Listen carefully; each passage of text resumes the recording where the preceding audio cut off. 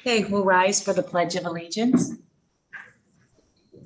I pledge allegiance to the flag of the United States of America and to the republic for which it stands, one nation, under God, indivisible, with liberty and justice for all. All right, Ashley, you want to take the roll call? Okay, Mike Hobson.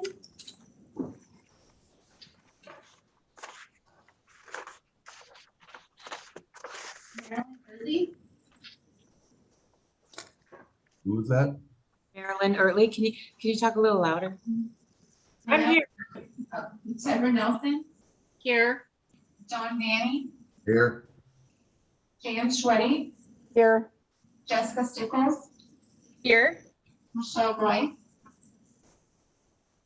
You raised her hand. She's here. Okay. And Mike Hobson he didn't dial back in? Okay.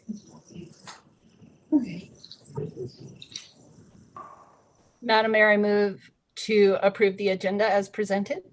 Second? Question? Favor? Aye. Aye. Any opposed?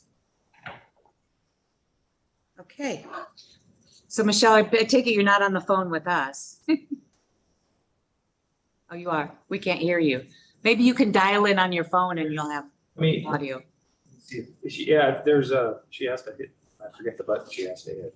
Okay. Send her an email. And Mike Hobson has joined us, Ashley. Okay, so we'll move into our first item this evening, with the ordinance approving the 2020 budget amendments. Kristen Garcia.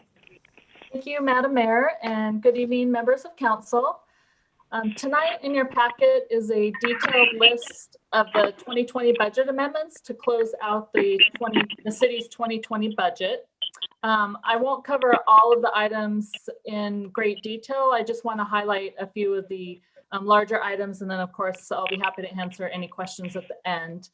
The majority of items council has already approved throughout the year. I've made note in the column showing the date that council did approve the item, or I've made note throughout the year in my financial reports. About 50% of the amendments presented in the packet are related to the refinancing transactions that we did earlier this year on the refinancing of the city's 2007, 2010 bonds and the Grafstra promissory note. And we did the refinancing so we would receive interest rate savings over the remaining life of those bonds. About 19% of the amendments are transfers between funds to either set aside money in the reserve funds, like for example, the airport operating fund transferring money to its reserve fund to save money up to pay for future projects, or for cash flow purposes for projects that are grant funded. So for example, if we have a project payment that comes in, we may need interim cash flow while we're waiting for that grant reimbursement to come in, because we can't have a fund go in the negative at the end of the month. So just a timing issue and interim cash flow while we're waiting for that grant reimbursement to come in. About 23% of the total amendments are for capital projects or equipment purchases, and those are all listed in detail in the amendment summary. We did have a few operational adjustments. One of those is the CARES Act funding that we received from the federal government, and that was to help aid in economic recovery and pay for COVID-related expenses related to the pandemic. We did have a couple of consultant contracts for our annexation discussions with North County, and those costs are being shared with North County. We did have an adjustment for Safe Built. We had, and that's due to a volume of project activity. So we did have to do an adjustment for that contract, and that's all paid for by the plan review fees. Then the next steps will be, we are required to have a public hearing that will be held on December 7th. That will allow for public comment on the proposed amendments. And because I believe we only have 2 council meetings in December, council will be asked to take action on the budget ordinance on the December 7th meeting. And so I'm happy to answer any questions that you might have on the proposed amendments.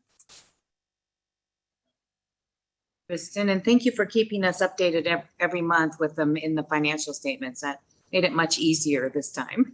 Yes. Jan has a question. I don't actually have a question. I just wanted to thank Kristen. That was extremely detailed. If we had any questions, they were all answered. Everything was listed out. It just didn't come in one lump sum. And I really super appreciated that. And I know it took someone a lot of work and time to do it. So thank you for your effort. Oh, thank you. I'm glad it was helpful. Deborah? This question's to Paul, and God forbid anything would happen. But if need be, we could still have a meeting on December 21st, correct? Yeah, we could up to this point. Yeah, I was just kind of taking the temperature of council, and it didn't sound like it was favorable if we could get all of our business done by the 7th, that Right. take that week of Christmas off. But So we would meet the 7th and the 14th, but not the 21st, correct? correct. And then so we would have a workshop on the 14th, and we would carry that business over to January 4th. Okay. To take action on it. And the items that we have on there are not time sensitive, that they can't wait until January 4th at this point. Okay. Yeah, I don't foresee anything, but as we talk about budget and whatnot, I just thought I'd ask just to know we have a backup plan. That's all. Thank you.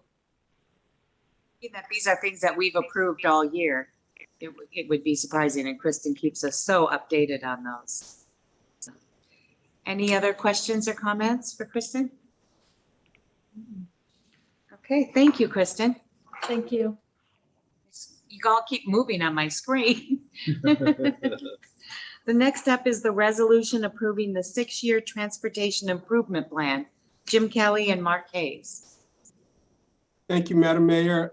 This item before you is our annual copy of the 6-year TIP. This is a requirement from the Growth Management Act that we include all of our transportation projects that are included in the transportation element of our comprehensive plan and in our transportation facility plan that we plan to do or can do within the next coming 6 years. Any road project that we want to have considered for any type of funding, whether it be federal or state, must be included on the 6-year TIP. This is a draft 6-year TIP. The TIP has to go through a public hearing, and we're trying to schedule the public hearing for December 7th, 2020. Mark, do you want to add anything before we ask questions? I have a couple questions. Yeah, the only thing that I didn't see included in this, and we have it as we're doing our work on the planned action EIS for the Cascade Industrial Center, is that we've identified the need for analysis of the interchange at I-5. And so it'd be nice to have that included into the TIP as work product. But everything else we've identified in the EIS is included in the 6-year TIP. Right. Jim, do you think you can include that in? Work with Mark and include that in? Is that 172nd and I-5? Correct. Okay, yes. And I had a quick question before I ask the council if there's any questions. It was that getting this over email and trying to open up last year's plan and compare the spreadsheets side by side. I'd like to know if there's anything that's been taken off the TIP. And in future years, can you identify anything that's being dropped and what's being added to draw our attention to it? The only thing that we've taken off the 6-year TIP are projects that we have completed. The projects that we have completed, the only project that we have completed in a transportation sense is the BNSF Rail Trail project. We left the 204th Roundabout project on there because that project is still ongoing. It has not been completed yet. So everything from last year's project except the rail trail project is in this year's project. That is correct. Okay, thank you. Deborah. I'll just, so that, I'm thinking along as the mayor did, I had the same question, but I kind of assumed what I was reading was correct, because I noticed the 204th that it was still on there. So just heads up in the future, that's a good way to know what we're looking for.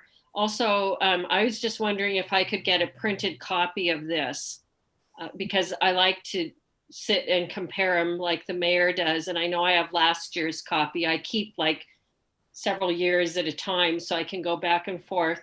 Would you Also- give Councilmember Nelson a bigger copy than I got because this is not readable in a printed. Oh yeah, no, I need 11 by 17. I'll drop an 11 by 17 off at your I house need the tomorrow. legal, yeah. Thank you, Barb. And Barb, I will put an 11 by 17 printed copy in the interoffice mail to you and to the rest of the council members. Thank you. And I would be interested in a notation on new projects. So Yes, that I can draw my attention to them. yeah, Okay. that's a great talking point. But also, I just really, again, I know this is the same layout as last year or very similar, and I really appreciate it because the breakdown helps me to categorize what it is, where it's at, how it's affecting neighborhoods and industrial center. And that's just very important to me. I want you to know that as an elected person, so I can communicate well to my citizens. And also how it's funded or not funded is really excellent information. So, I feel like over the years, this has just really improved and it's a good tool for both you, I know, but also for us.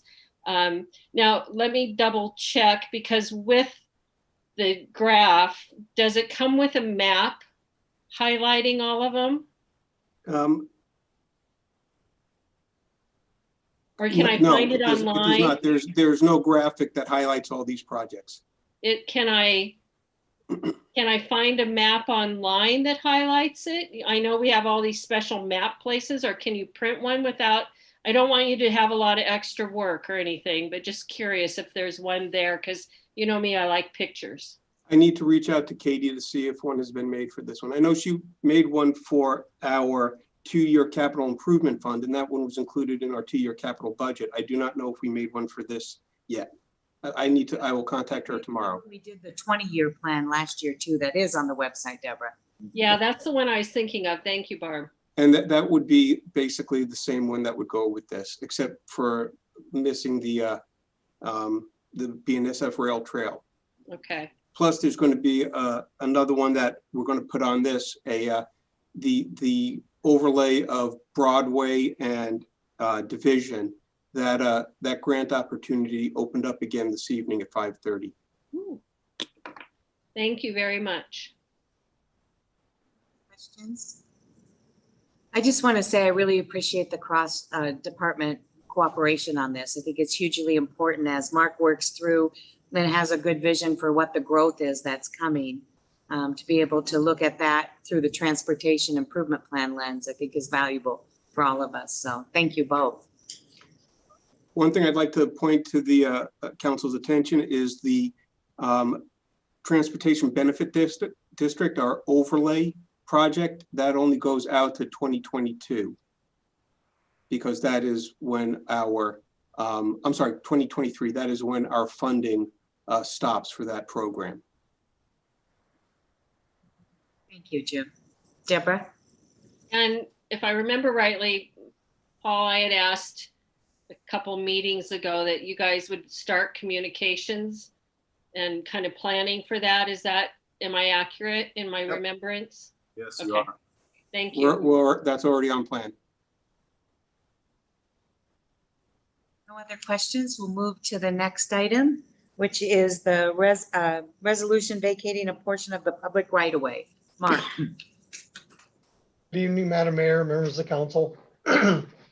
So this is a request that is actually generated and initiated by the city staff, by planning staff.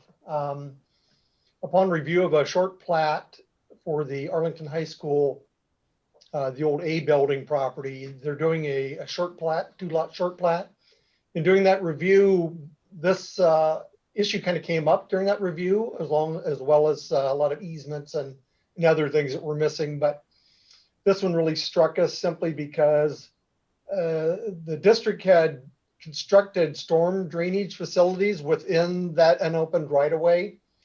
And so in reviewing this, it just made sense to vacate this existing unopened right of way, an alleyway that will never go anywhere. There are no utilities in it, at least no public utilities. And there's adequate ability to service the properties outside of this alleyway. So through this process, a resolution has to be created. The resolution comes to you for your approval, directing staff to present this to Planning Commission. After Planning Commission has time to review this, they will give you findings of fact. Then we'll write a ordinance for the adoption of the vacation of the right-of-way, which will go to a public hearing. So that's kind of the process in short. I have given you pages of the short plat map that kind of identifies where this location is. So I wait for any questions here regarding this request for vacation. Thank you, Mark. I see Mike and then Deborah. I just have kind of a curiosity question. Because we're dealing with government to government, I'm assuming that there's no gifting of public funds because it's public to public, or how does that all work out when it comes to that issue? So outside of the normal process, which is if you were doing the vacation of a street, let's say, it's offered up to both of the property owners who abut the right-of-way that's being vacated. In this instance, the school district owns both sides of the right-of-way. Since it is right-of-way, there are no taxes paid on it. This is a public jurisdiction. They'll pay no taxes on it either. So we didn't see a need to go out for any type of assessment of the value of the property. Deborah and then Dawn. Just a question, kind of potential future. So I know I walked by today and saw, exactly where this is at. And so it's an empty piece of property that is school district property, but in short plat, it looks like it could be divided into, different pieces to potentially sell. Would there be a problem that there's not an alleyway behind for access ever if they chose to do that in the future? Or let's say they chose to build something there themselves? There would be no need to have a public access. They could do private access to service any lot that they created through a subsequent short plat. But they are doing a 2-lot short plat. So if you look at the dash line, which comes up to the corner, then it incorporates the parcel A and separates from parcel C or parcel B. If they were to access those properties, it doesn't necessarily have to be a public access. It could be private access and serve them just as well. Okay, so it's not going to stop, let's say if they choose to do something and develop it or have it, a developer buys it, it's not going to stop the use of that property to become a home or something. Correct. And one thing I point out is that if you look at the area just below where I've highlighted the storm drainage facilities, that whole area incorporates the drainage system for the school district. Oh. They just don't identify it on this map, but that's their infiltration system in that parcel. So they can't build anything over the top of that. They can use it for parking lot, but they would have to create a brand new storm system and vacate this one in order to build anything on this part of it. Okay, that's good information. I was wondering why that's just sat there. Is that the same where the old tennis courts are too, right next to it? No, it's just only in this area that the storm drainage is at. Okay. But they are surrounded by public street. You have French Street and you have First Street. So yeah, there is access off public way surrounding the property. Okay. Thank you, Mark. Good information. Dawn, did you have a question? Yeah, Mark, this, just referencing to looking at this thing, is this sort of in our old days between what used to be the science building and the tennis courts? No, this is actually, there used to be a single family residence on that part. The science building was just a little bit higher up. Okay, I know It where was you're just going. above the alleyway. And if you Yeah. look on this, you'll see, this one doesn't delineate it quite as well, but there, you can see where there's an access off of French Street. There's a driveway there, and that's really what used to come into behind the science building. Okay, yeah, that house that was there. Okay, I know where we're at. Right. Yeah, I was just trying to picture where it was actually at. And Any additional questions? All right, thank you, Mark. We'll move into your next item, which is the development agreement with North Point Development. Thank you, Madam Mayor. So this is as we've done before on other projects, a development agreement. This development agreement actually, some of the things they're trying to do is they need to have some assurances for one of their lenders, which is a part of this corporation. They just want to have some assurances that things will not change drastically as they invest into the project itself.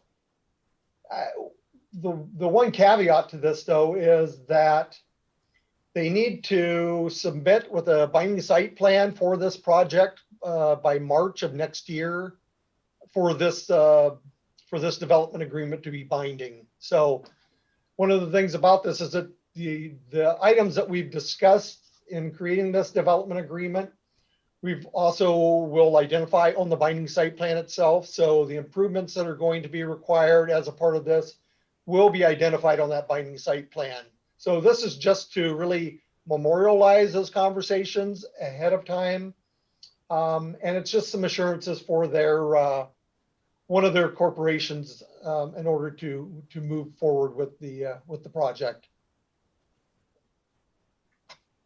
Thank you. Is there any questions from council? Deborah? Just to comment that I just wanted you to know that the key item to me was that agreement for the March 2021 to have that in. So then I was comfortable with this. So I just wanted you to know that. Thank you. Yeah, that's one of the safeguards with the agreement is that, you know, there's some things in here we wouldn't typically agree to, but with that caveat to have the binding site plan in place, it does give us that protection and that assurance. And the employment numbers that they called out in there will be determined on which scenario that they choose in the binding site plan? Well, the binding site plan, they've already identified that in the conceptual map that was provided as one of the attachments. I think it was Exhibit B. So if you look at that, they've already identified the buildings that will be constructed on this 87 acres. The employment numbers are really market driven. Whatever corporations or industries decide to move in and lease the buildings from. Their preliminary economic analysis and look where they're still deciding which scenario to go with in there. That I have not discussed with the development group recently. Any other questions or comments on this one? Okay. So we will have the public hearing at our December 7th council meeting. And then Mark will be looking for a motion after the public hearing for the council's direction. I just like to call that out, just so you know, you don't get another meeting in between. All right, our next item is the ordinance adopting the capital facilities plan for the Arlington School District.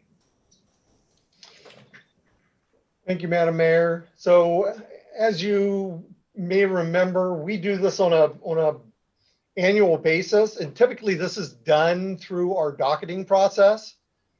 The RCW actually allows for school districts to do things by a matter of 3 different ways. One is through the docket process, one is through an emergency ordinance, and the other, which they've chosen here, is to be adopted through and in concert with the jurisdiction's budget adoption process, which is what we're going to do. They like this process simply because it aligns with other jurisdictions they're dealing with. And that's what other jurisdictions are doing, is actually adopting it through their budgeting process also. So they just want to make sure there's commonality with their processes moving forward.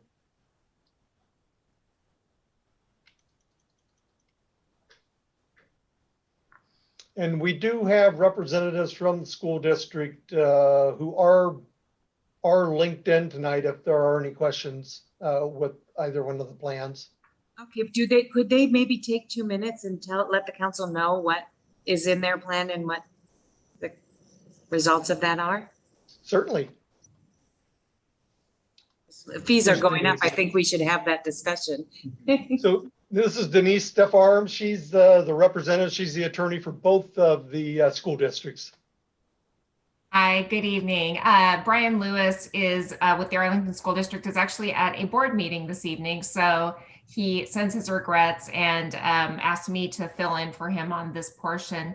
And the Arlington School District's 2020 Capital Facilities Plan update is really kind of an expansion of the 2018 Capital Facilities Plan that you saw previously. The district is continuing to see growth-related needs at all grade levels. In the 2018 plan, the district had planned to replace and expand post-middle school and also add an addition at Arlington High School.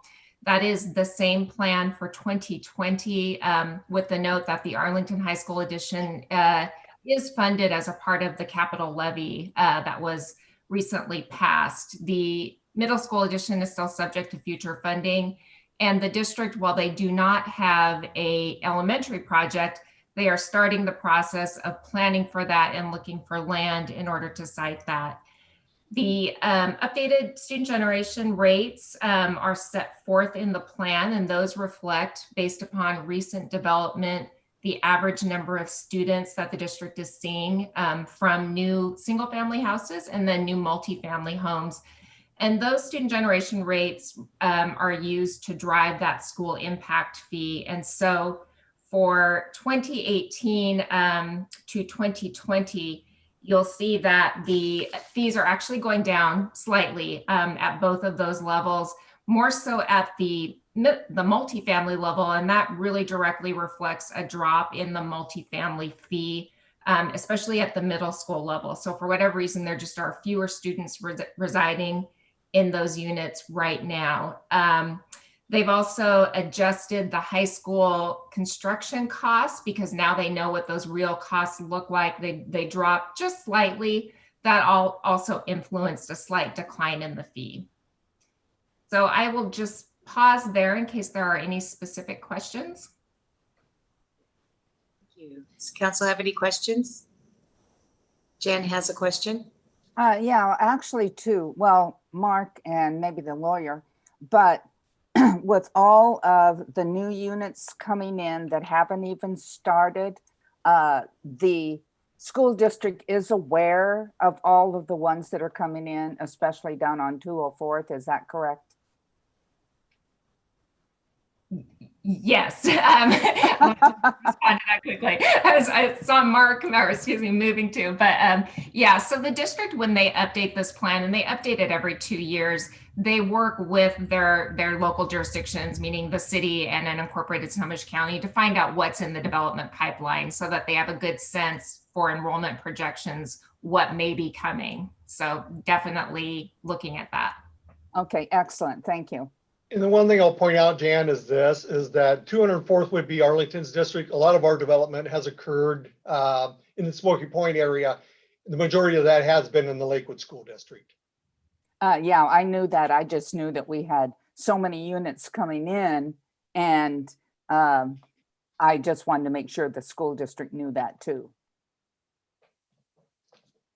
Any other questions or comments on this one? Denise, I appreciate the overview. Thank you. Okay, seeing none, we'll move on to the Lakewood School District's capital facilities plan.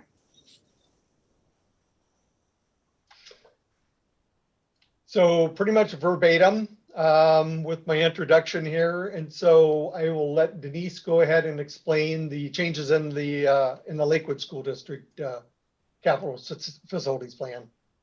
Great. And I'll just mention that Dale Leach, I believe, is on the line. I know he was doing double duty with a board meeting this evening, but I will start and, of course, let Dale add anything more beyond me. But the Lakewood School District's updated 2020 capital facilities plan, unlike Arlington, where it's kind of a continuation of what you saw in 2018, things are looking a little bit different in Lakewood. And what that means is in their past capital facilities plan and what their school impact fees were based on was the high school addition project that they had previously constructed and had available capacity for a couple of years beyond. They have now moved to their next phase of planning and have identified needs at the elementary and the middle school level. And so that is in process, planned for future funding proposal. And these are the two projects that their impact fees are based on. And that is the primary reason why you are seeing for Lakewood School District an increase in the, school impact fee calculation. Typically, especially for single family homes, you see a lot more students residing in homes that are at the elementary and the middle school level. And so that in itself tends to drive a higher impact fee than if you are just looking at high school students in isolation. And so what we are seeing, in fact, is that occurring. The interesting thing is the multifamily fee is decreasing slightly. So it's departing from that rule a bit. And this is because in the 2018 capital facilities plan, the student generation rates at the multifamily level for high school students was actually fairly high, a little bit higher than normal in terms of what you see. So that was driving a higher fee. Now that has stabilized a bit. And so it's looking more typical, but it does result in that slight reduction of fee. The district also, for the first time, was able to work with their consultant and identify the number of students residing in studio and one-bedroom multifamily units. That's typically a harder one to find. And generally, you're not finding a lot of those units in a school district. But the district had a sample set of 300 units of that size and found that, in fact, there are a good number of students residing therein. And so they were able to calculate a fee for that type of multifamily category. I'll just pause, and if Mr. Leach wants to add anything, let him do that. No, I think you covered it. Thank you. And then, of course, if anyone has questions. Thank you for addressing that multifamily one bedroom, because I had circled that in mind. It's unusual. Yes. Is there any other comments or questions from the council?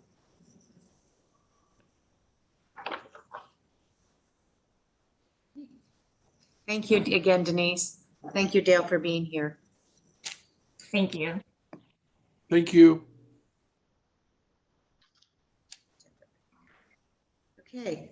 Well, Mark, I didn't realize this whole agenda was you this evening. Pretty much. Next up is the approval of the planned action environmental impact statement. Thank you, Madam Mayor.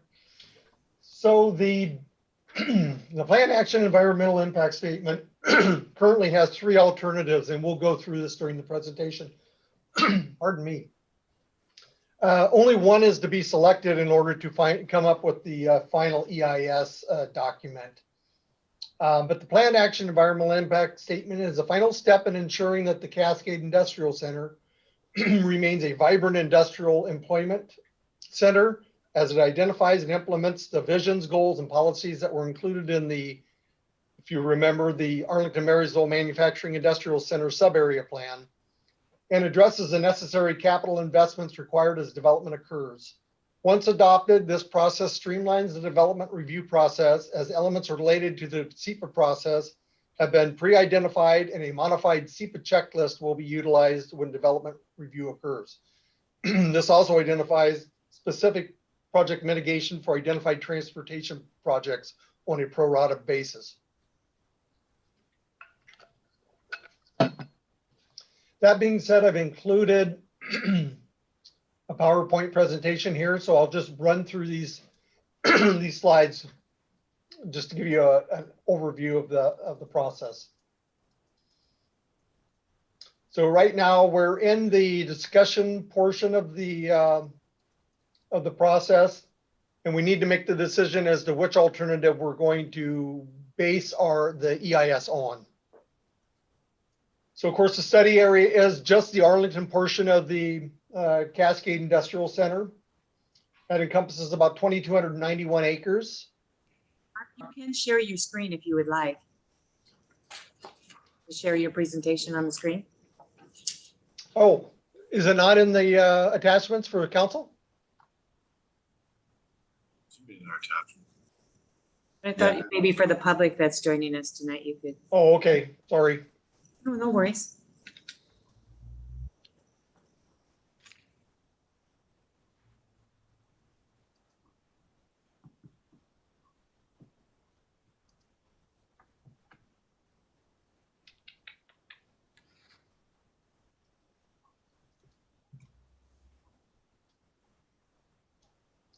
Can you see this?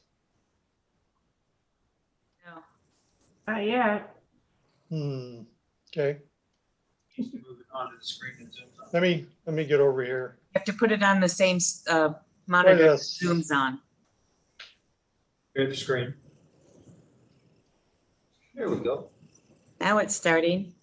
Oh, You see your desktop with the beautiful Aurora Borealis, Yeah. So now I need to move it back maybe. or maybe just open it.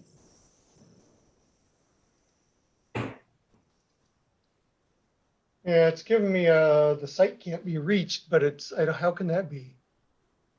Let me go back here.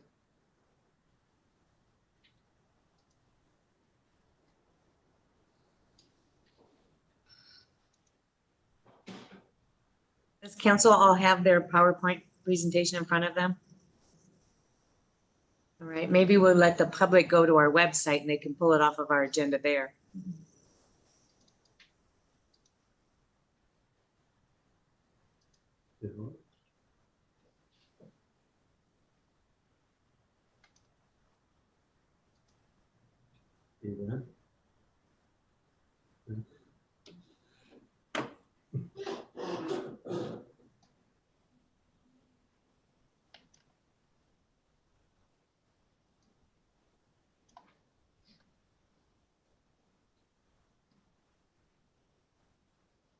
Sorry, it took my copy away. That's not good. You can go to the city website and pull it off our agenda.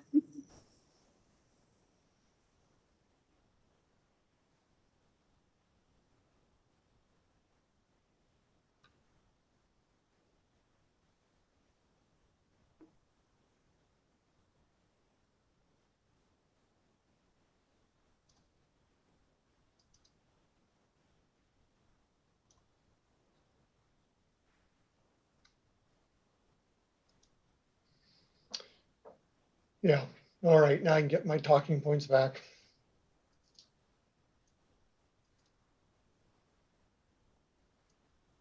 So as I said, this builds upon the sub-area plan that was developed 2 years ago.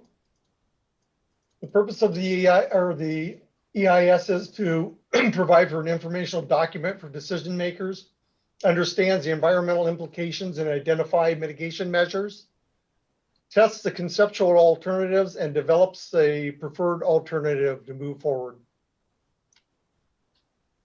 So the planned action process, we've gone through, as I said, we established the planned action area, the EIS analysis of the planned action area, and now we're moving into the planned action ordinance adoption. So as a part of this, we'll go through the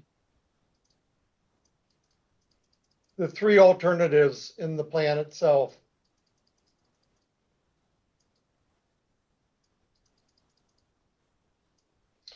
So the three alternatives are this. So there's a no action alternative. So that just relates to the current comprehensive plan and zoning for the Cascade Industrial Center.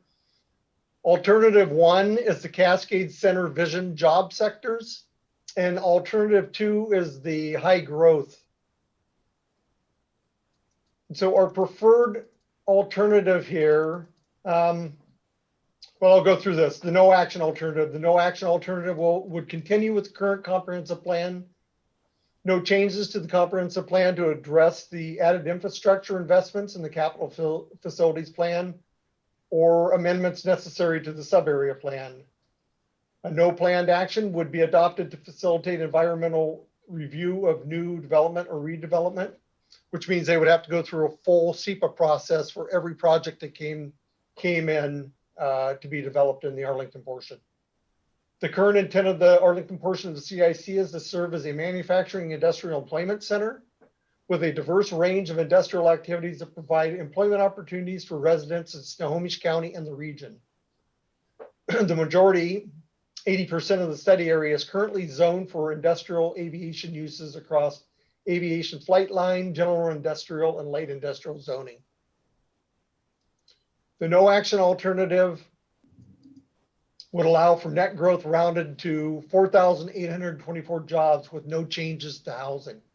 The no action alternative plan assumes current employment density and sectoral distribution with the existing 4,969 jobs maintained and increased. However, there are no incentives or investments planned. Alternative 1, which is our preferred alternative, is based on the sub-area plan vision. It's based on a vision for job growth, geographical distribution, and sector mix of the Arlington Manufacturing Industrial Center. Higher density employment is anticipated on sites identified as opportunity sites. Lower density development is anticipated on the remaining sites with development capacity. High density employment is anticipated in sectors identified in the sub-area plan, such as aerospace, advanced manufacturing, robotics, food processing, maritime, wood products, and mass timber manufacturing. Employment uses would be designed to take advantage of the area's natural features, including a relocated Edgecombe Creek.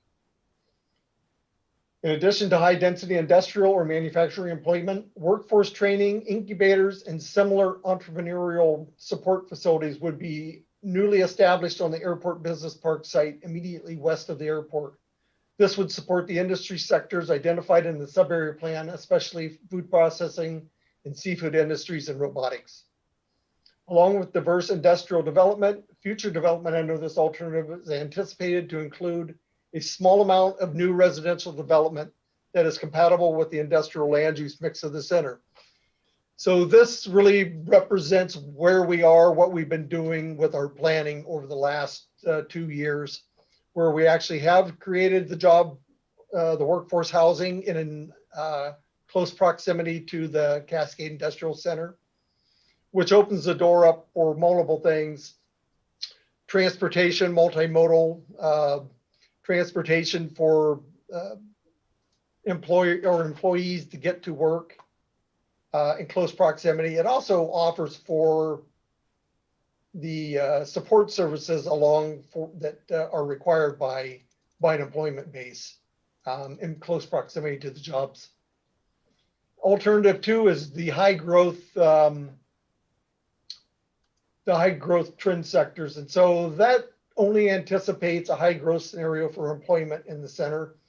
It does not take into consideration having workforce training facilities, incubator space, any type of workforce housing, any of that. All it does is represents what the employment numbers would be over this planning horizon.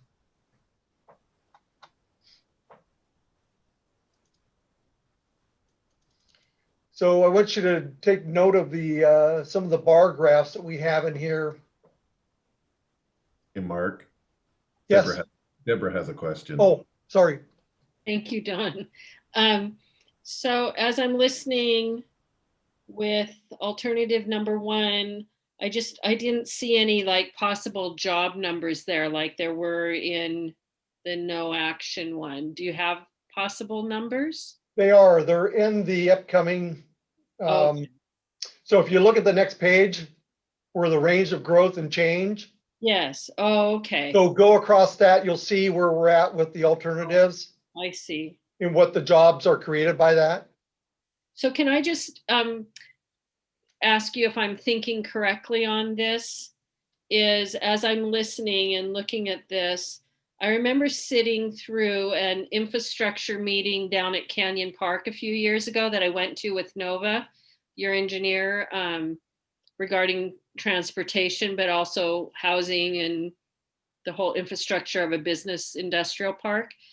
And the leaders there were saying if they had to do it over, they would have built that whole Canyon Park differently, like what you're kind of referring to, I guess, with alternative number one, because all they considered were jobs. They didn't consider housing and how to move people.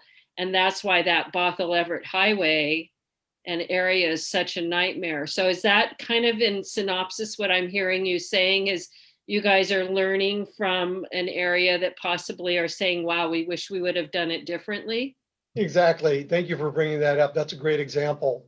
Okay. And that's exactly what happens is that if you're only planning for the job growth, you're not taking into consideration all the ramifications that come from that. Transportation, the housing needs that come with that, the training needs in order to support the industries that you're bringing into your job center.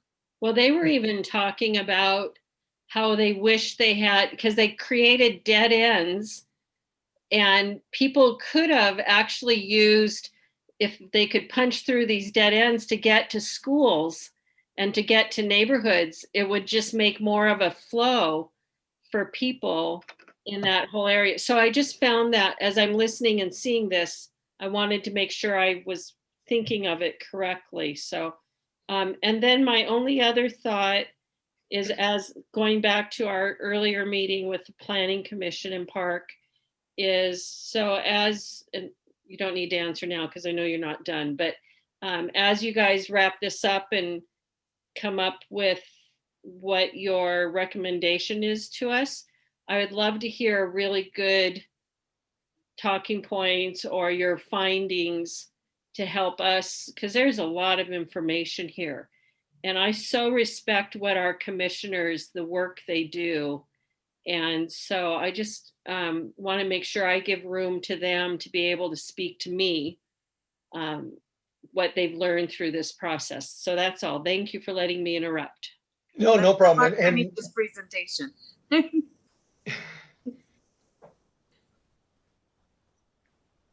Point taken, Deborah. So as you look through this, one of the things with the EIS is that if you've identified a business or an industry that's moving into the CIC, if it meets and falls within the criteria identified in the EIS, they move forward with very minimal review time. Now, if you have a company or a business that moves in that meets part of that criteria established in the EIS, we also have a modified SEPA review process that will be utilized for those businesses as they apply. So that's the streamlining that takes place with this. These things are all pre-identified before the business comes in and makes application. It also helps us as a city have a bigger vision of what a build out could look like and what amenities we should be thinking about. So everybody's paying their fair share way along the way. So I appreciate that. So, and I think what I heard you saying, Deborah, is that you'd like to hear the pros and cons between the alternatives. And I would probably want to strongly advocate for alternative one. I think we always envisioned a Cascade Industrial Center that would include educational opportunities in the future if we wanted a college that wanted to locate there. And certainly if we're building the next decade of job skills, we're going to need workforce development because that will push the wages for those people up. And we really want to see good wage jobs in there. And there's always value to having people live close to where they work and keep them off the congestion that we know on our freeways and our state highways now. Deborah? Well, and just to go along with that, Barb, I listened in on yours, and I can't think of the name of the commissioner of the Port of Everett. Anyway, the EASC coffee chat. And I mean, that's what I got from what she spoke to, is as we build, to consider that type of infrastructure and the whole sustainable working, living thing. So thank you. So I'll go through these pretty quickly. I have attached the entire draft EIS as a part of your package here. So all the information that's available is included in this packet. So we're identifying the existing transportation facilities, both in the non-motorized facilities, the transit, and the freight corridors within the Arlington CIC. Transportation, if you go back to the bar chart, the action alternatives would allow for additional growth in the study area beyond what would occur with the no action alternative. With the implementation of the proposed mitigation measures, there would be no significant and unavoidable impacts related solely to the proposed action alternatives. Several intersections operate at a level of service F during the weekday PM peak hour along 531, with or without the action alternatives. So even if you did a no action, those intersections still operate at a level of service F. These intersections will also have poor operations with mitigation under both the no action and action alternative conditions. The SR 531 impacts are considered a cumulative, significant, and unavoidable adverse impact that would occur with or without the action alternatives. There may be secondary impacts related to widening of SR 531 corridor as part of the proposed mitigation for the action alternatives. Providing the corridor improvements is anticipated to shift traffic volumes, and delays may increase at some locations along 531. Reducing reliance on auto travel within the study area would help reduce secondary impacts, which goes back to having housing in close proximity to your job center. And public transit available. So there's a layout of the ordinance that's being crafted. There's a copy of the draft ordinance in here to move forward as soon as the alternative is selected. That will be going to Planning Commission for their review and recommendation to come forward. Some of the things I do want to touch on are the comprehensive plan amendments. And so those are the ones I was identifying as part of the 6-year TIP. So we're still identifying the SR 531 between 43rd and 67th Avenue in that widening process, simply because it has not been constructed and we do want to keep it identified as a project. The SR 531 between 67th Avenue and SR 9, this is the segment going up the hill between 67th and 9 to the roundabout. 67th Avenue and the 188th Street intersection, that is been slated for a signal improvement to that intersection. 168th Street from 43rd to Smoky Point Boulevard, that needs to be increased to show it going all the way to 59th. That's a revision of this. 63rd Avenue north to SR 531. And as you know, portions of that are being constructed by development as we have been moving along here. The one thing I do want to point out about these these projects as they're identified is in the transportation section of the EIS. Those are identified on a pro rata basis, and so there will be a proportionate share paid by each development towards those projects as development occurs. The next steps are, of course, it'll go to Planning Commission, review, recommendation. that we're in the council review right now of the draft EIS. Once that recommendation comes forward with the alternative that we're going to utilize, that will then be put together for the final EIS. That will then come to council for adoption with the ordinance. Mark, can I ask a question about the proportional share? Would that Yeah. include facilities in other jurisdictions that would impact our transportation in the CIC? So there's, that's a great question. So the EIS actually addresses, with the pro rata share, addresses development within the Arlington portion. But we are in conversation with WashDOT. Once these projects are identified and on the WashDOT project list, so the ones that were, one of them I brought up was the interchange at I-5 and 172nd, the Smoky Point Boulevard intersection. And there's multiple other intersections that are included in that. Once they're on a project list, yes, then all development, either in unincorporated Snohomish County or in Marysville that impacts our transportation system would have to pay those mitigation fees. Thank you. That's what I was hoping it meant. And I appreciate you pointing out it's a multiple step process.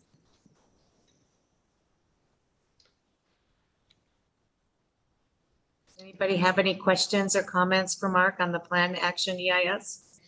Mike?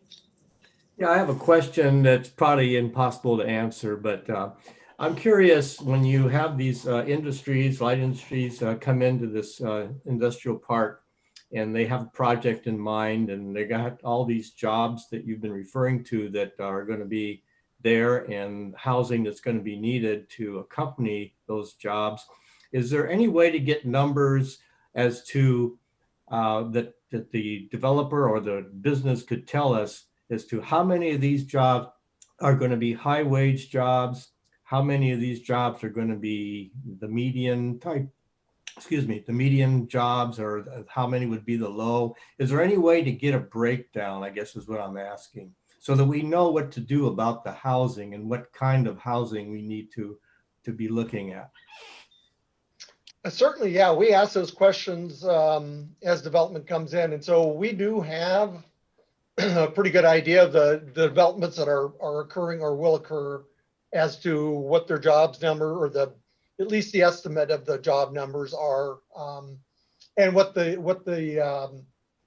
range of the wages are for those jobs, depending on what type of industry it is. So we do gather some of that information already as development occurs. If you look at the North Point reports, they've actually identified that fairly well. But if there's anything you're interested in, we can definitely provide for those numbers, at least to give you a range of what those wages will be for that given industry. Yeah, I would like to get that. I would really like to see us, pinpoint the types of housing that are actually going to be required by our workforce there at that center. So that's what I'm angling for.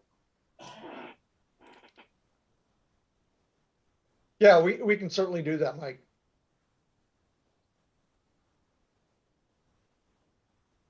Any other questions or comments? As Deborah said, we look forward to the Planning Commission's deliberation and hope they strongly consider alternative one based on having those other healthy functions for a robust ecosystem in our CIC. Yes, alternative one is the favorite at this point, simply because it's kind of modeled over what we're doing already. So. All right, do you want to move into your October Community Economic Development Report? I do. I'm trying to get through my documents here.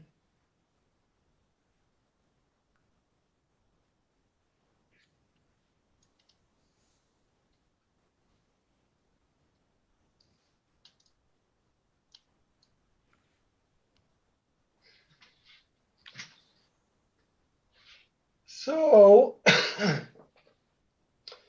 Staffing, as with everyone else, there's always challenges with staffing. We've had a couple of people who are on family medical leave. One, the permit text is out with having surgery on both wrists. And so that's, we're planning for about 12 weeks out for that individual. One of the other permit techs is pregnant, and she will be taking 12 weeks in March, depending on the delivery date of the baby. One of our other employees, our development services inspector, his wife just had a child, and so he'll be gone on FMLA for 10 weeks beginning in March also. And so because of that, and because of how busy we are right now, we've enlisted Northwest staffing resources to look to provide for interim employees here. So actually I have an interview tomorrow with one of the identified permit techs they have under their system, and then two others which will occur after the Thanksgiving holiday. During this interim period, though, it just so happens that the police department had one of their new recruits who was been delayed getting into the academy, Kiefer Koska. And so they've allowed us to use Kiefer for a few weeks now. He's been great. He's come in, and we gave him tasks that we just don't have time for, and they're not the most exciting things in the world. You know, we just have several years of permits that are kind of backed up in boxes, and he took to this like a bee to honey. It was great. The permit staff just loves him being here, and he's done a great job. He's organized this. He's created great lists, and he's created maps for where things are located. And, he's quite a talent. So, and he's a great individual. He's been a fun person to have around the office, and so we'll really miss him when he is leaving the first week of December to go into the academy. So we held a little party for him today to give him our thanks and send him on his way. So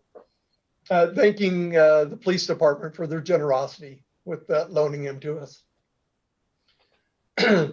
Just some update here on our current contracts. And so Burke contract is the consultant for the planned action EIS, which we just went over. Complete Streets project it's been being designed as time allows by Nova Eaton. And we are looking actually to try and find a CAD operator who can do some drafting for us, because that's what takes so much time. So we will find somebody that can put those plans and go over this and get these ready to go out to bid. Lana Peterson, who's one of our permit techs who is out on FMLA, is actually working on the bid documents right now. So that's kind of working out well. So we'll have the bid docs done before design is done, but it'll all come together here to go out to bid by the first portion of the year.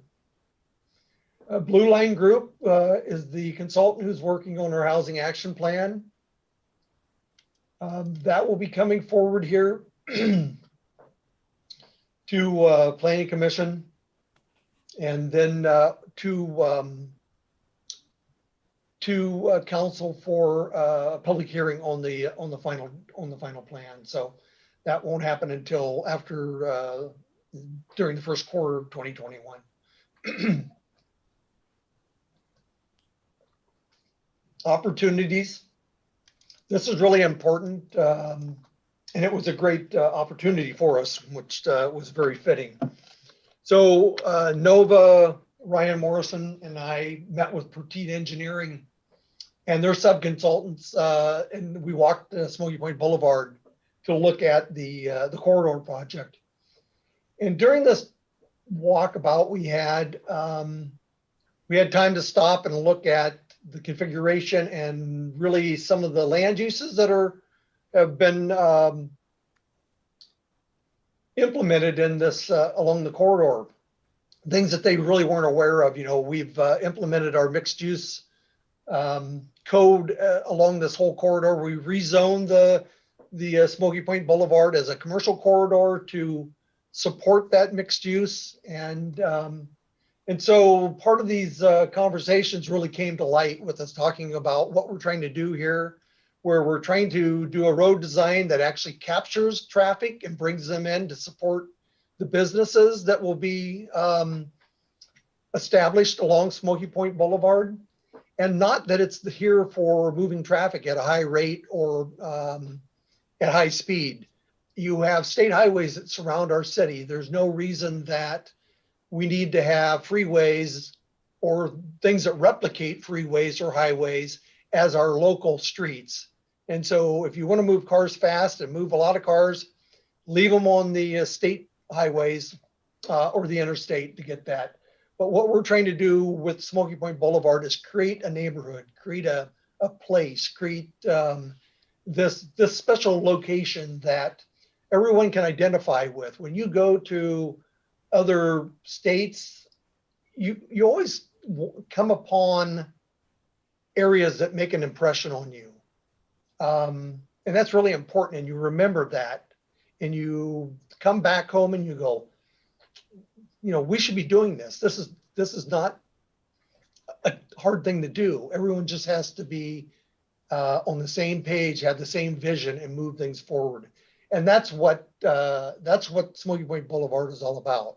You know, we went to great lengths to create the mixed use development regulations in order to create this place on Smoky Point Boulevard. And so the Smoky Point Boulevard corridor itself is really more of a planning exercise than it is a roadway improvement exercise. And so I just want everyone to understand that's kind of the vision for this. And this is land use really leading your transportation facilities. And it's imperative that it works that way. Any comments on that? Just say here. I think absolutely. If you want to create a vision for how things can turn out, you have to start with land use. And then you build and envision the infrastructure that will meet the needs of that sense of place and that land use that you have a vision for. And so I think it's absolutely the right direction. And, you know, I wish that there would have been that kind of vision when the county was developing Smoky Point. There's a lot of things that make some of those businesses inaccessible, or some of the transportation issues for the residents could have been done better with more thoughtful vision to letting land use lead and then follow it up with the infrastructure. Deborah? Just the thought comes to mind is it meets the need of the community, both the business community and the living community that is in Arlington. So keep the fast cars out on the highway and let's meet the needs of our community. So this excites me very, very much. In fact, it makes me think about maybe I should run again, right? Well, and I also think that we want to build healthy communities. You know, we've never seen health and safety be more important than during the pandemic.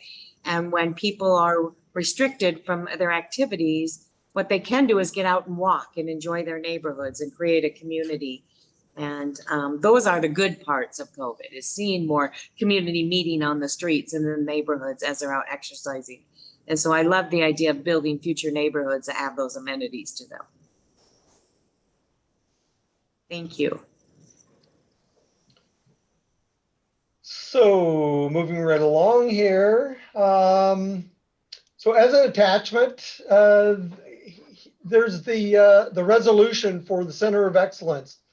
And so this actually goes hand in hand with the action alternative 1 of the EIS. So this is really just to identify a portion of the airport business park that can be utilized as location for training facilities, for higher education, for that workforce development. We just want to make sure that area is identified and really is kind of protected for these uses and not subject to manufacturing industrial building development at this point in time. There's a better need or a larger need and a better use for this area that we've identified. And so it's pretty well spelled out in the actual resolution. And of course, if there's, I want to hope, yep, the map is here. So I just want to identify that this is, everyone knows where the new fire station is being built. So this is roughly 35 acres in here. That kind of narrows up as it's going out towards 188th, but it is an ideal location to create the environment that we're identifying in the resolution.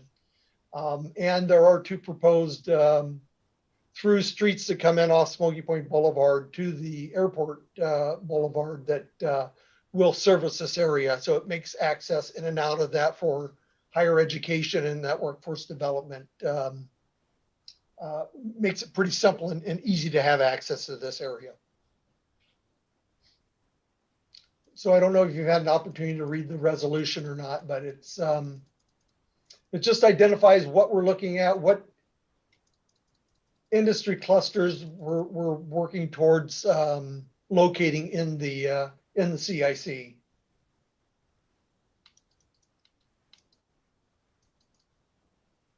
Yeah, it's great to see these kind of visions with opportunities for the CIC and our partnerships with the port and others and our higher education, WSU and Everett Community College, and to really build a true employment ecosystem for the people in Arlington. So there's a place to get educated. There's a place to grab new job skills. There's R&D being done on the next wave of technology used in industry. And then have the manufacturers locate here, so the jobs are actually here as well. Now you throw in housing that people can afford to purchase so that we move people into home ownership. And a great school system we already have. That's a pretty unique ecosystem for a town the size of Arlington. Yeah, it certainly is. It's definitely something to be proud of. And so I'll go quickly down the new programs here. I don't know if you've had a chance to read these and if you have questions for these. So we met with AVS Communities and a commercial developer and discussed the proposed site development plan for the north side of 204th. As you recall, we already have a development that's been permitted for the south side of 204th with the Pilchuck Village. This is on the north side and it incorporates, we're still working on the housing types. They're leaning towards multifamily. We're trying to get a break out of the housing types here where we can look at maybe having townhomes in here with some multifamily and just have a different housing product as a part of this. One thing that's a little bit unusual about this project is with, as the mayor kind of alluded to earlier, there's some things that have come out of COVID that have made us really start to look and evaluate how land use is being viewed. And so as a part of this, we have to think about, this isn't the first pandemic. This isn't going to be the last one. So development has to reflect that, and it has to reflect how we can carry on with a semi-normal life with the development that's occurring and how we access housing, how we access businesses, how we access those experiences in life that that we all crave and really need as human beings. And so looking at this with our mixed use development, we've brought all the buildings out to the frontage so that you have that walkable neighborhood.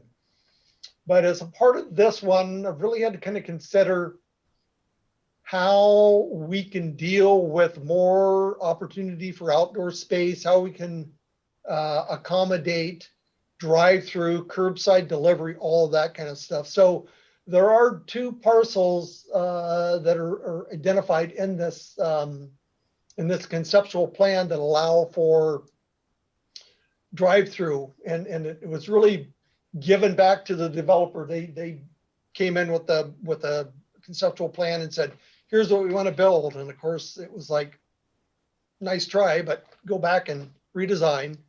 And you have commercial developers, of course, that really the low-hanging fruit are drive-through restaurants.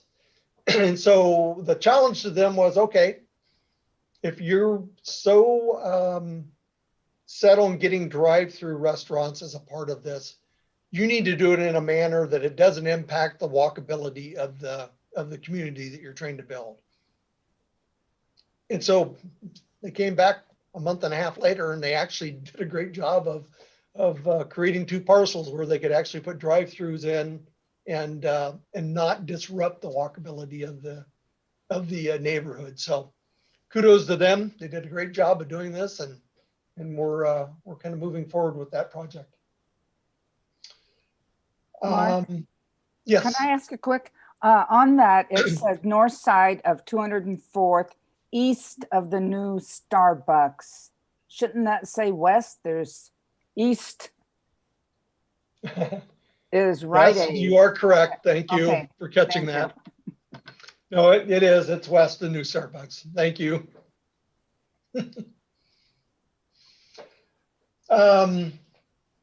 We also met with a development group to discuss the potential development of the surplus property at the end of Olympic and Division. And so I do have 2 conceptual plans on my desk that we're looking at. Definitely there's a preferred alternative. And that's been some back and forth conversation about that. So just waiting for them to get down with their feasibility. And as soon as that's done, I'll provide for some additional information on that property. It's going to be live-work units. They're live work units, correct. Sort of what the council first saw at Abbott's Alley as a vision for that area. Great. That would be a good fit. Yeah, I'll, like I said, as soon as I get, or they give me their feasibility and they start to move forward, I'll share the preferred design, conceptual design. We've been working with Snohomish County on the buildable lands report. We've produced maps for them. They've got maps that we're reviewing to identify some of the things that they've done during their process of the buildable lands report they're working on. And so it's a back and forth. Had some great discussions with our zoning changes and some of the things we've done over the year. It's really hit a sweet spot, and they have identified that and are pretty happy with our progress. So that's more to come as we move forward here and we get some finalization on that. I will share that with council. Met with WashDOT and Panattoni Development. And this is discuss the roadway improvements that are being proposed around their site. So as a development, they would like to move forward before the SR 531 widening occurs. And so they're looking to construct the roundabout at 43rd. They're looking at doing their frontage improvements on 172nd and the improvements on, well, all 4 sides. 51st on the east, 43rd on the west, and then 168th on the south side. So they want to get all of their roadway improvements in prior to the WashDOT project moving forward. So we've had one conversation about that. It was favorable, and so as they move forward, we'll have more conversations with WashDOT regarding that.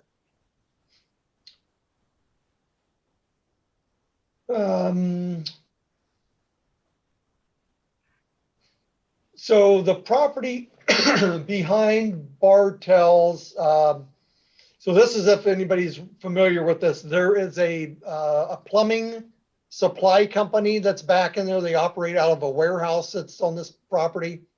So it kind of sits on the north side of Portage Creek, and it's just below the Jensen neighborhood. And so they came in with a proposal looking at how they could redevelop that entire parcel that they had there. as a part of that, they would do an extension of Hazel down to 204th. So there's that connection out of that neighborhood. So there would be two ways in and out of the Jensen neighborhood. But a lot of things there. It's a lot of improvements, a lot of cost to that. They'd have to install a new bridge across Portage Creek. So they went back to do their feasibility on the property to see whether that penciled for any type of development.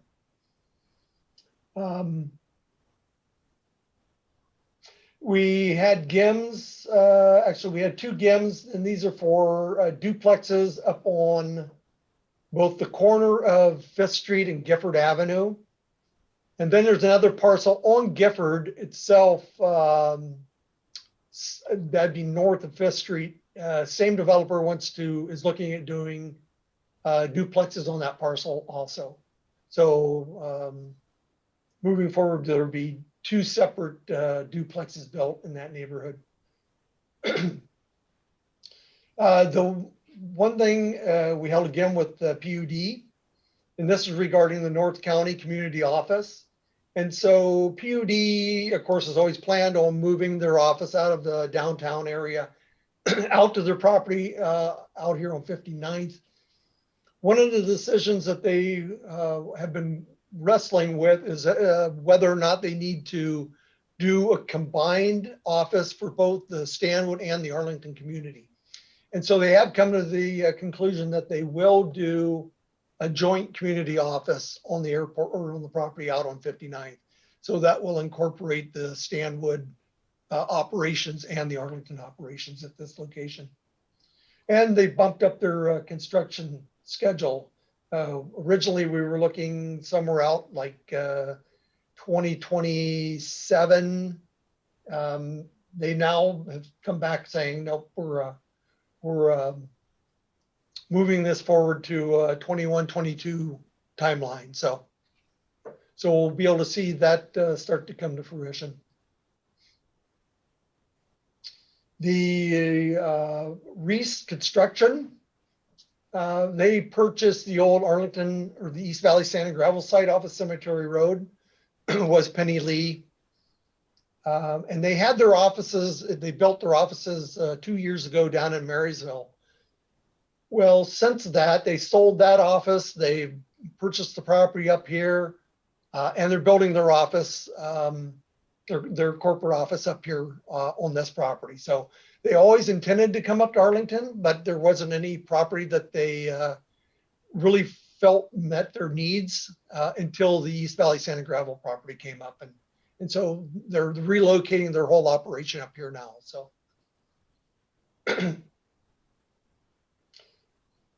And the last one that came in for a GIM in October was a vacant parcel next to the Best Western Motor Inn out at Smoky Point. So this kind of sets off to the north side where the Starbucks is at. And so same property owner, they want to do a mixed use development on that parcel next to the Motor Inn. So they're off doing their feasibility on that right now. And then of course, Planning Commission, we've gone through Washington Avenue. Remember the parcels that the city had that were surplus.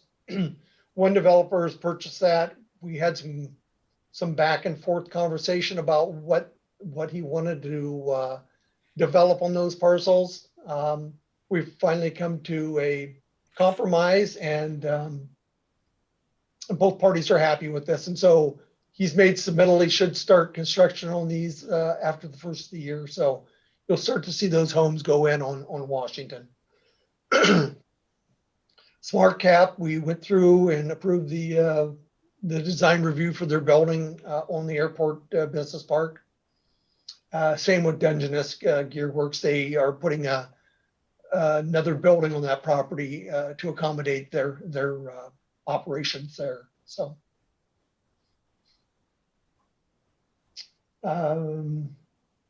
Unique Interiors, that's went back to design review. It's coming back again for design review. It was denied the first go around. So we're hoping for the recommendations from design review board to move that forward. That will also be with the floodplain regulations. With you remember, we did an emergency ordinance with that. So, and then the only thing on the council agenda was the items that are identified there. So it's been busy month. Any questions? I want to thank you for a thorough report, Mark. And our compliments to you and the staff, because we know how busy you have been. But even though you're very busy with a lot of development coming in, you haven't lost the time to stop visioning and planning for the future and how much better it could be. So I really appreciate that. And I just want to call you out for the strong vision you have for Arlington and how much you work with the developers and the council to make sure we all understand how much opportunity we have here and how great it can be once it's done. Great, thank you very much. Got a great staff here and everybody works well as a team, so. And kudos to Jonathan for sending you extra help. Mike, is that a hand raise? Yeah, it's a hand raise. I was confused when you said Unique Interiors. That's the building that's downtown, right? Unique Interiors, is that right? Correct. They want to do some remodeling. They want to tear down a portion of the building that's there. Oh. And so they presented that to design review, and it didn't meet the criteria in our design review matrix. And so it went back and they're supposed to do a resubmittal for that. Okay, because they just redid that building just a very few years ago. Right. They did the Second Street side. This time they're looking to do a new face on the McLeod side and the face that faces into the Legion's parking lot to the south. Oh. Okay, thank you. Thank you, Mark, for spending the evening with us and giving us so many items to contemplate. Thank you for tolerating me. Anytime. So our final item this evening is our October financial report. Kristen Garcia. She started our meeting and now she'll end our meeting. Yes, thank you, Madam Mayor.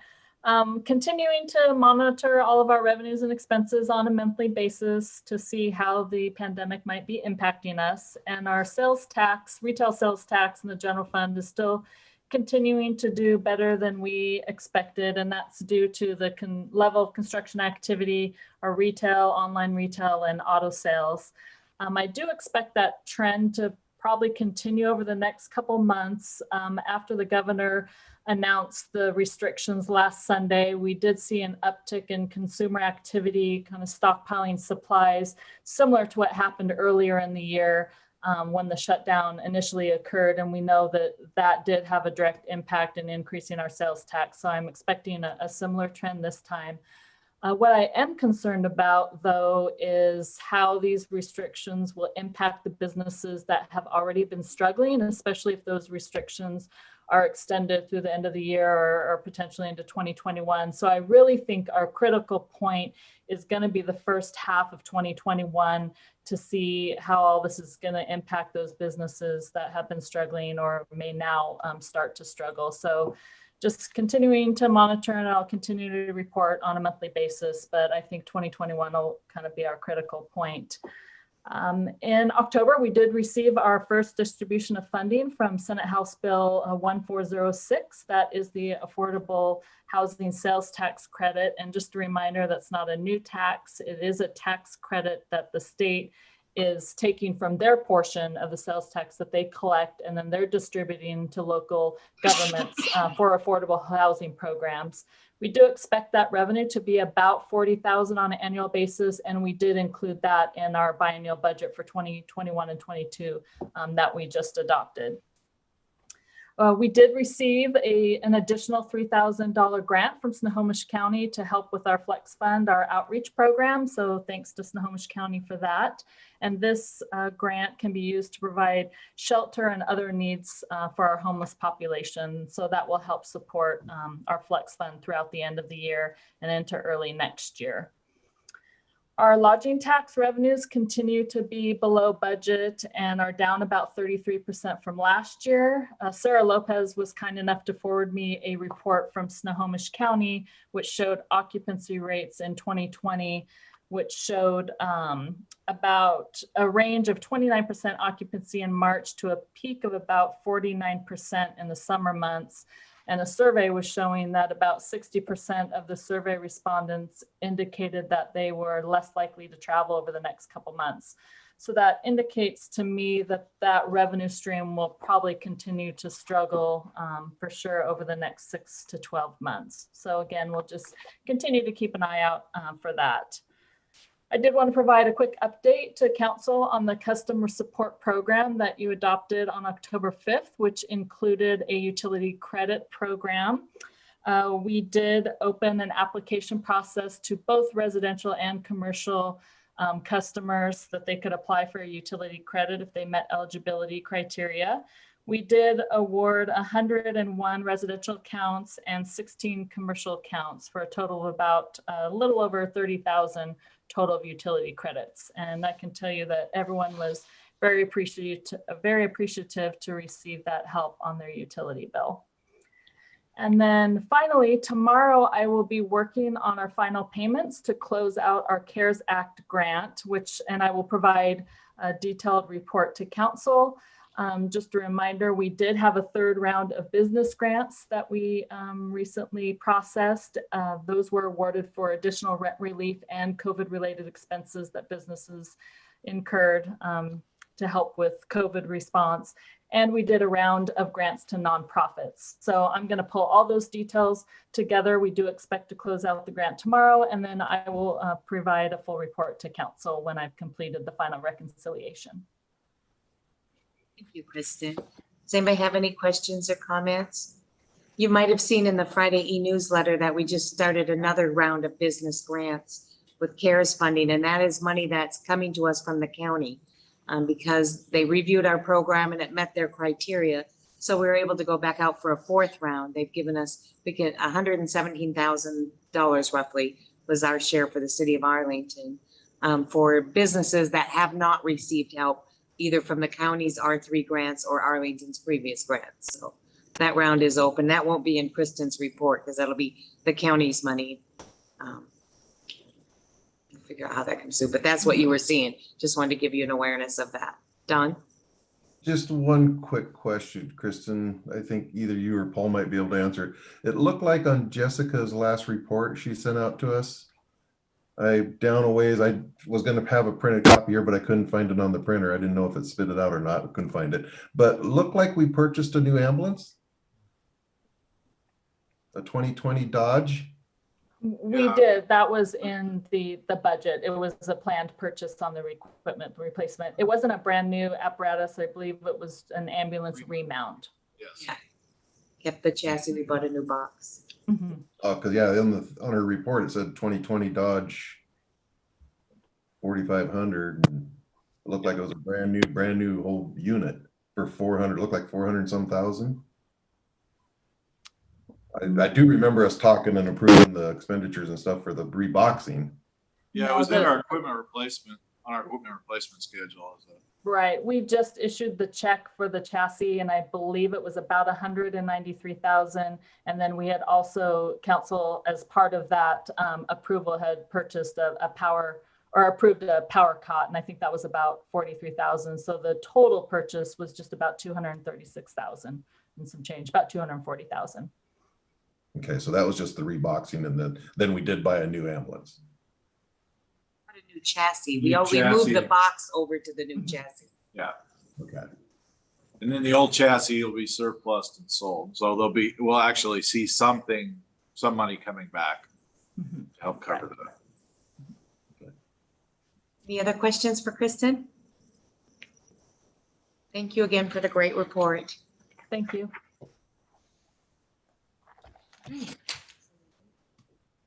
Well, do you have any administrative report this I evening? do. I know it's been a long evening. I do have one item I want to discuss with council. It has to do with the RFA, our proposed annexation.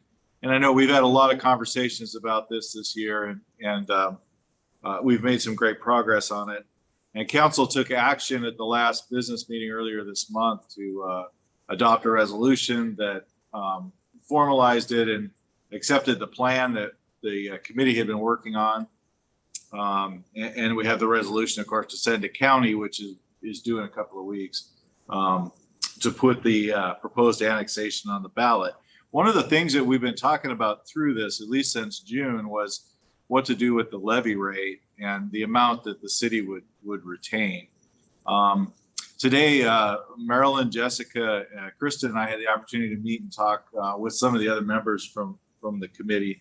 And we looked at this from a different angle, and I wanted to make a proposal to council because I think that this, I think we all can agree this makes some sense from the committee.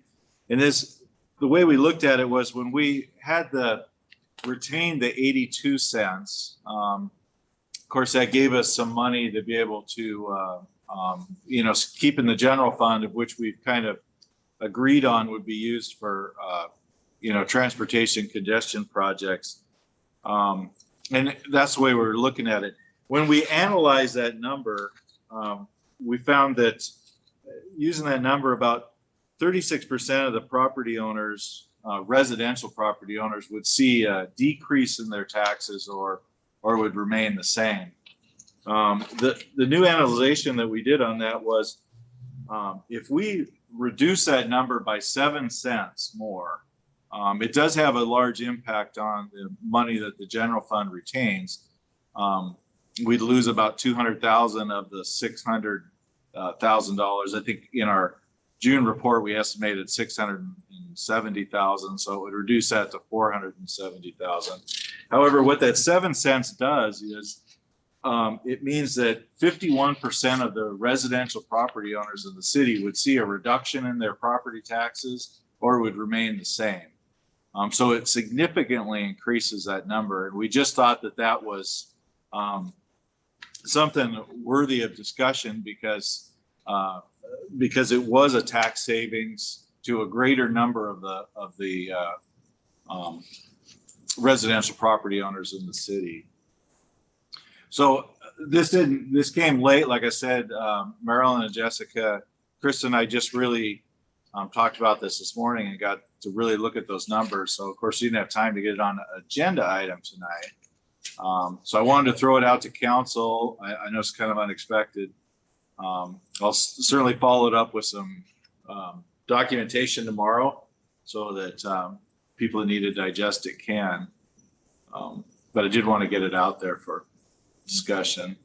And I just we should call out Kristen Garcia, who actually worked with the auditor's office to get those number of households and their assessed valuation. So we could do this really fine-grained deep dive into it. So I know that was a lot of work, Kristen. I appreciate that. Deborah, did you have a question? Yeah, thank you to the team. You guys have put so much time.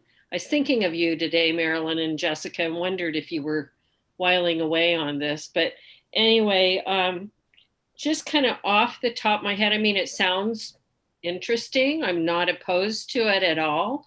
I would like to have more conversation if possible, or to get your analysis, Paul and Kristen. But my first question kind of is, okay, 51% of the people would see a reduction. And I heard the numbers about 200,000 dropping from the general budget. But then my concern is also on the other side is, so then what does that cut from our general budget, which covers, public safety and other things? And also, what would be the long-term, let's say, not even really long-term, 5-year, 10-year effect of that? I would be interested in, as we maybe, if that's what we choose to do, I would want to know when we go into the spring retreat, how are we going to look at this in a long-term effect? What are we going to do without? Because there's so many times my fellow council people come and say, we need to spend this on our police force. And it's not that I'm against it, but if you're going to do that, you got to get brave and be willing to raise some money to pay for it.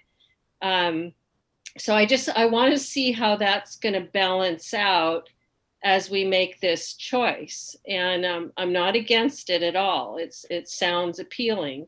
It sounds like it could be a good tool to use. So I just want to be able to really have a good granular understanding of it. So, but thank you so much for your work. I really appreciate it. I think Paul will be available this week after he Yeah. sends you the analysis. He would like to hear back from you. I would, Um, so, yeah.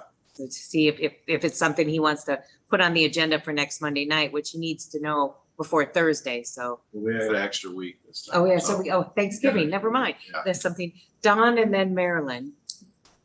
I'd like to also see on some of the information you guys send to us is what part of the population of the city residents is the 51% that will be seeing the reduction? Is there any way of telling us that? I can show you that. Yeah, I'll have that in the analysis, at least it has to do with of course, because we're dealing with a amount per, assessed valuation. The savings is on, the lower half of the housing unit. So the more your house is worth, the more you have to pay in taxes because we're dealing with the amount per house. It was going to be helping the lower income. That's what I was. Yeah. Maybe the people who need it the most. So 51% based on this number, 51% would see a reduction in their property taxes or stay the same. 28% would see an increase of $5 a month or less. So that now we're up to 9% of the population. And the remaining 21%, which is going to be the 21% of the highest value houses, would see an increase over $5 a month. Yeah. Yeah, that's sort of what I was looking for. Yeah, thank you. I like the idea. It sounds like I'm interested in seeing the deep dive study too, Yeah, because it yeah, sounds like it's more fair across the board. And if it's still leading to sustainability of the fire department and its service and the same great guys and gals servicing us, I think it sounds interesting in seeing that. Did you have anything more? No, the Maryland. Oh, Marilyn? I just wanted to kind of comment to Deborah and everyone that we've been struggling with moving the sweet spot, I guess, around on this as to how much money we retain and how we help the most people with not having a tax increase. And so that's where we came up with this. We're trying, and part of it is passing this.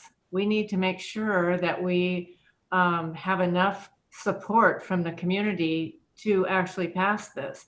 And by providing 51% of the population with a no increase will enhance the possibilities of this passing. So that was part of our discussion. Would you say, Jessica?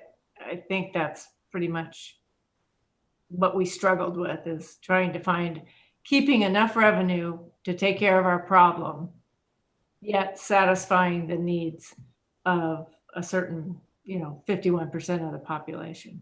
So it's been.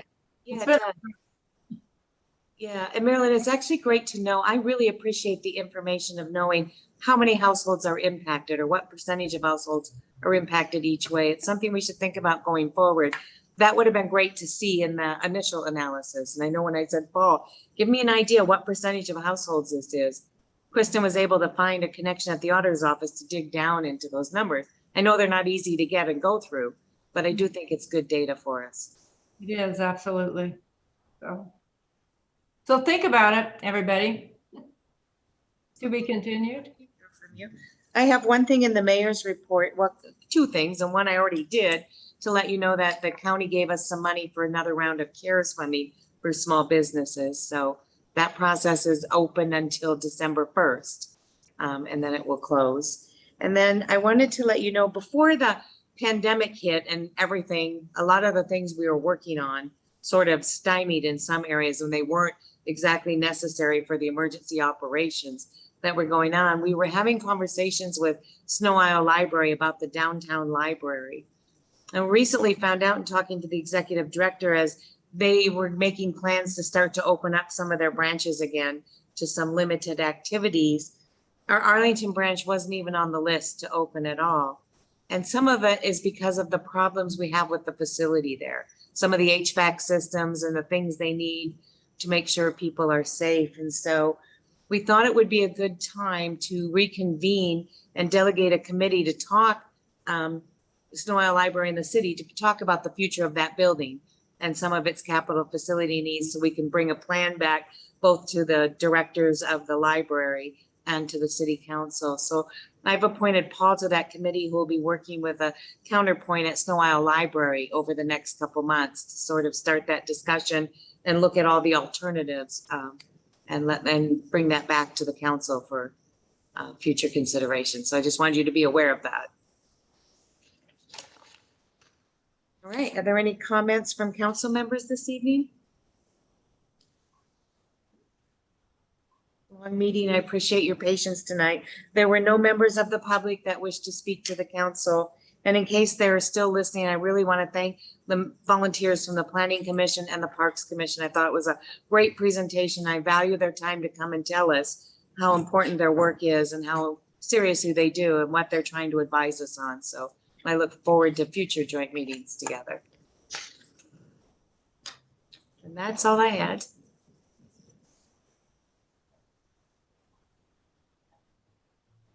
Consent agenda? We only have 2 items that are Yeah, we not only have public hearing. Or 2 that aren't public hearings, so number 3 and number 7 are the only ones that aren't public hearing or info. yeah, so number 3 and number 7 would be the only ones you could consider for consent agenda. Okay, thank you. What's the council's wishes on that? Yeah, 3 and 7, it's fine with me.